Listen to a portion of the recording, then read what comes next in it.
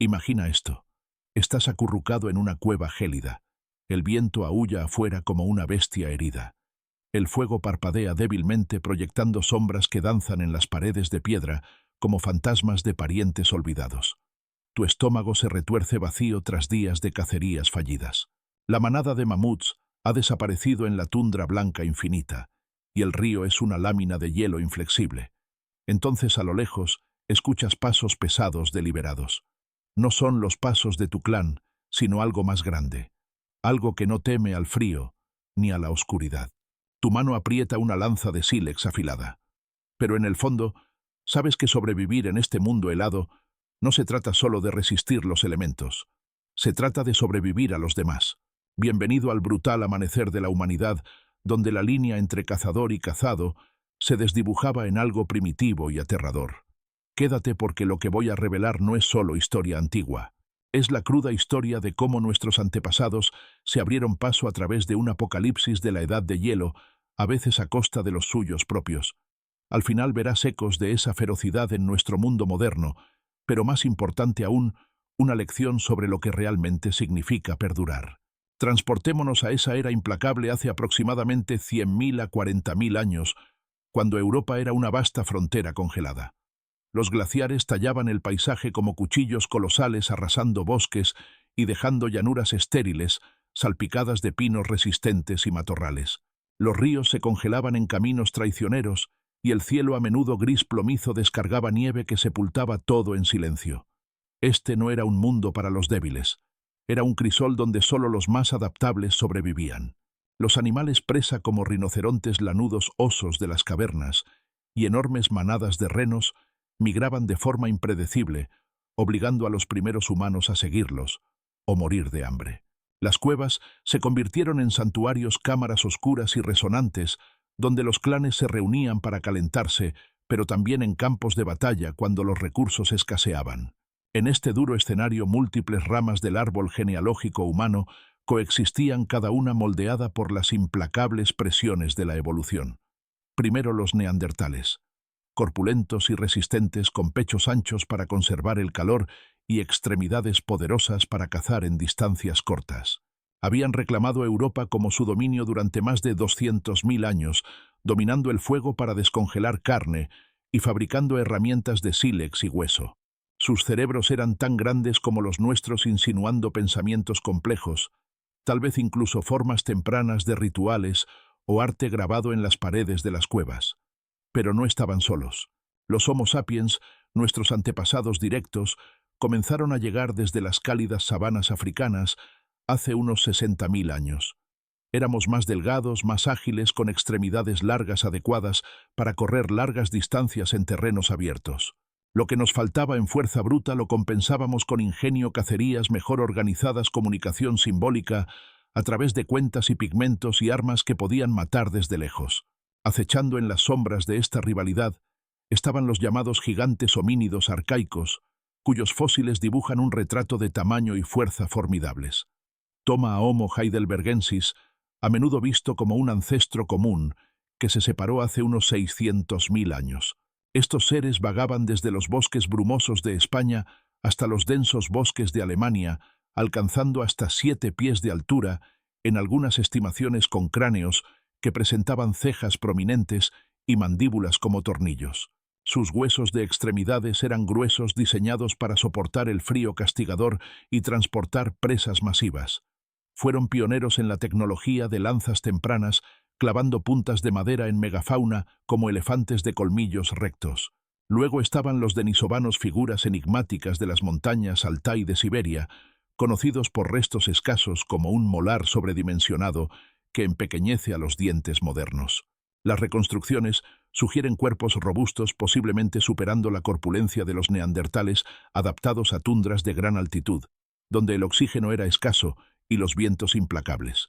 Otros casos atípicos, como el pueblo de la Cueva del Ciervo Rojo en el sur de China, que datan de hace tan solo 14.000 años, mostraban rasgos híbridos, cráneos arcaicos, con características pesadas mezcladas con matices modernos, insinuando poblaciones aisladas que sobrevivieron más de lo esperado. Lo que une a estos grupos no es solo un ancestro compartido, es la brutal realidad de hábitats superpuestos. A medida que las capas de hielo avanzaban y retrocedían en ciclos erráticos, los valles fértiles se convertían en páramos helados de la noche a la mañana. Las presas escaseaban forzando migraciones que apiñaban a estas especies en los mismos corredores estrechos, valles fluviales, acantilados costeros y esas preciadas cuevas. La competencia no era abstracta, era visceral. Un clan de neandertales podría defender un terreno de caza privilegiado solo para encontrar exploradores Homo sapiens invadiendo armados con atlatles que lanzaban lanzas con precisión mortal. A peor aún, un denisovano solitario alto y silencioso podría acechar los bordes de un campamento atraído por el olor del fuego y la desesperación. Este entorno de olla a presión engendró comportamientos que preferiríamos olvidar. Pero los huesos no mienten. Esparcidos por los antiguos sitios de Europa, hay restos que susurran sobre canibalismo, no como una norma cultural, sino como una sombría estrategia de supervivencia. En Moulay, en el sur de Francia, una caverna tallada por milenios de agua goteante, los arqueólogos desenterraron los huesos desarticulados de 6 neandertales de hace unos 100.000 años. No eran restos esparcidos al azar. Los fémures estaban partidos longitudinalmente exponiendo cavidades de médula raspadas hasta quedar limpias. Los cráneos tenían marcas de corte precisas en la base, como si los hubieran abierto para extraer cerebros, y los huesos largos mostraban estrías de herramientas de piedra, patrones idénticos a los de restos de animales cercanos como ciervos y caballos. El carbonizado en algunos fragmentos sugiere asado sobre fuegos controlados, no quemaduras accidentales. Este procesamiento implica una eficiencia nacida de la necesidad. En un mundo donde las calorías eran el rey, ninguna parte se desperdiciaba. De manera similar en la cueva de El Sidrón en España, un sistema laberíntico estrecho escondido en las montañas de Asturias, los restos de al menos 12 neandertales, incluidos juveniles, cuentan una historia paralela de hace unos 49.000 años. Aquí la evidencia es aún más inquietante. Marcas de dientes en los huesos sugieren mordiscos y fracturas que se alinean con un aplastamiento deliberado para acceder a los interiores ricos en nutrientes. Las marcas de corte se agrupan alrededor de las articulaciones, indicando un desmembramiento sistemático.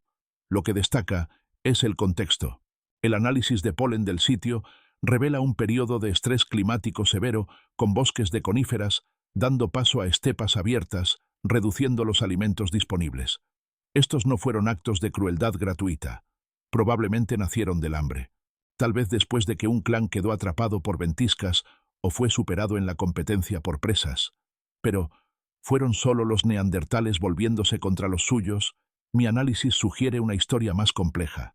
Las marcas de herramientas en algunos sitios, como los de Marillac, Francia, no coinciden perfectamente con la tecnología musteriense típica de los neandertales, raspadores pesados y romos adecuados para preparar pieles. En cambio, se asemejan a las herramientas de hoja más finas asociadas con los primeros Homo sapiens o incluso con conjuntos de Homo heidelbergensis. Esta discrepancia abre la puerta al conflicto entre especies. Imagina un escenario. Un grupo de neandertales debilitado por el hambre se encuentra con una banda de humanos arcaicos más grandes. Los gigantes, con su mayor alcance y fuerza, los superan en una rápida incursión. Los vencedores, enfrentando sus propias carencias, reutilizan a los caídos no por malicia, sino por pragmatismo. La evolución no favorece el sentimentalismo. Recompensa a los que se adaptan, incluso si eso significa cruzar líneas tabú. Ampliando esto, considera las implicaciones evolutivas. El canibalismo en homínidos no es una anomalía. Es una adaptación recurrente vista en especies anteriores como Homo erectus, en sitios africanos, donde los huesos de niños muestran un procesamiento similar. En tiempos prehistóricos servía para propósitos duales nutricional, proporcionando sustento rico en proteínas en periodos de escasez, y tal vez ritualístico, reforzando lazos grupales o intimidando a rivales. Desde un punto de vista biológico, consumir a los congéneres podía reciclar energía dentro de una población, pero arriesgaba enfermedades priónicas, proteínas mal plegadas que causan estragos neurológicos, como se vio en casos modernos, como el Kuru, entre los pueblos Fore, en Papúa Nueva Guinea. Prehistóricamente, tales riesgos eran superados por las necesidades inmediatas de supervivencia, especialmente en grupos aislados con baja diversidad genética. Centrándonos en el papel de los gigantes, sus ventajas físicas amplificaban estas dinámicas. Los fósiles de Homo heidelbergensis, de sitios como Sima de los Huesos en España, un pozo profundo lleno de más de 28 individuos, revelan no solo tamaño, sino evidencia de violencia. Fracturas curadas en cráneos y extremidades, sugiriendo enfrentamientos frecuentes. Si estos seres persistieron en los tiempos de los neandertales, sus encuentros podrían haber sido desequilibrados. Imagina a un cazador de heidelbergensis sobresaliendo por encima empuñando una lanza de madera pesada. Contra la estatura más baja de un neandertal, el resultado favorece al gigante. Los denisovanos añaden intriga. Su dentición masiva implica mordidas poderosas quizás para romper huesos o procesar alimentos duros incluyendo hipotéticamente restos de homínidos. El modelado genético apoya las superposiciones. El ADN denisovano en los asiáticos modernos alcanza su máximo en poblaciones de tierras altas, reflejando rutas de migración prehistóricas que cruzaban territorios neandertales. Sin embargo, la historia no es solo carnicería. La evidencia de ADN revela cruzamientos complicando la narrativa de puro antagonismo. Los genes neandertales en los humanos no africanos de hoy, que controlan rasgos como la queratina para el cabello y la piel, provienen de múltiples eventos de mezcla hace unos 50.000 a 60.000 años en el Levante y Eurasia. Esto implica periodos de tregua tal vez durante breves interglaciares, cuando los recursos abundaban permitiendo alianzas o encuentros oportunistas. Las contribuciones de los denisovanos que refuerzan los genes inmunes en los tibetanos para vivir en altitudes elevadas sugieren intercambios similares en los terrenos accidentados de Asia. Desde una perspectiva analítica, este flujo genético fue un arma de doble filo. Enriqueció la adaptabilidad de Homo sapiens, ayudándonos a conquistar diversos entornos, pero pudo haber introducido incompatibilidades. La infertilidad híbrida similar a la esterilidad de las mulas en caballos y burros podría explicar por qué los cromosomas y neandertales están ausentes en los genomas modernos. Tal vez los híbridos masculinos eran menos viables inclinando la balanza hacia la extinción. Para hacer esto vívido, recurramos a un paralelo de la historia más reciente que refleja la desesperación prehistórica.